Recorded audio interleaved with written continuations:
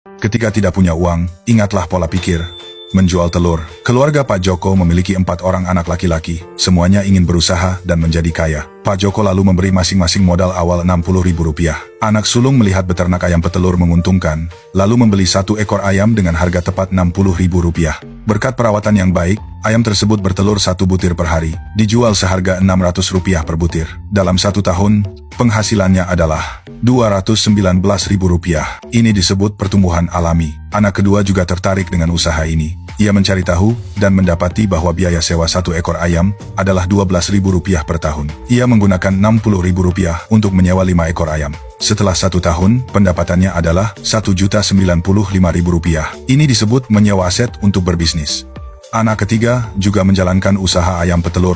Ia menyewa 5 ekor ayam, lalu berkata kepada pemiliknya, "Saya jual telur kepada Bapak seharga Rp480 per butir. Tapi apakah Bapak bisa membayar di muka untuk 1 tahun?" Pemilik bertanya, "Bagaimana kalau ayamnya mati?" Anak ketiga menjawab, "Saya punya kakak pertama dan kedua sebagai penjamin. Bapak sama sekali tidak menanggung risiko." Pemilik setuju dan membayar di muka Rp876.000. Dengan uang itu, anak ketiga menyewa lagi 73 ekor ayam. Setahun kemudian, pendapatannya adalah Rp13.665.600. Ini disebut jaminan dengan kombinasi leverage keuangan. Anak keempat melihat usaha para kakaknya berjalan lancar, lalu mengusulkan, "Kakak-kakak gabungkan modal dengan saya, kita bekerja sama. Saya jamin, kakak tidak perlu menambah modal, tapi tetap bisa menghasilkan lebih banyak dari sekarang." Ketiga kakaknya setuju, dan mengumpulkan total Rp240.000. Anak keempat menyewa 20 ekor ayam, lalu juga menerapkan cara menjual telur di muka, memperoleh Rp3.504.000,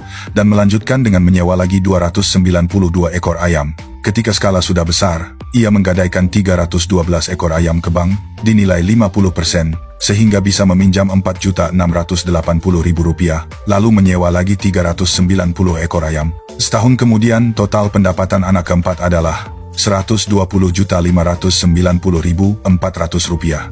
Inti dari kisah menjual telur ini adalah, perbedaan kaya dan miskin bukan terletak pada besarnya modal, melainkan pada cara berpikir dalam menggunakan modal. Dengan kata lain, bukan telurnya yang menciptakan perbedaan, melainkan kepala orang yang memegang telur tersebut. Dengan jumlah uang yang sama, orang yang tahu cara berpikir akan mengubahnya menjadi peluang. Orang yang hanya rajin bekerja akan terus hidup pas-pasan. Modal bukan masalah. Masalahnya adalah, apakah Anda punya kecerdasan untuk menjadi kaya atau tidak? Dalam buku Uang Melahirkan Uang, ditegaskan bahwa kecerdasan lebih penting daripada tenaga kerja. Karena hanya pola pikir yang tajam, yang mampu melihat nilai tersembunyi di balik modal, yang bisa membantu Anda mengubah arah hidup, keluar dari nasib menjadi buruh, dan melangkah menuju kebebasan finansial. Anda wajib membaca Uang Melahirkan Uang ini sekarang juga. Buku ini bukan hanya membagikan rahasia menghasilkan uang dari para pendahulu, orang-orang paling sukses, kaya, dan bijaksana di dunia, tetapi juga membantu Anda membuka pola pikir, melihat peluang di tempat yang oleh orang lain hanya dianggap kesulitan.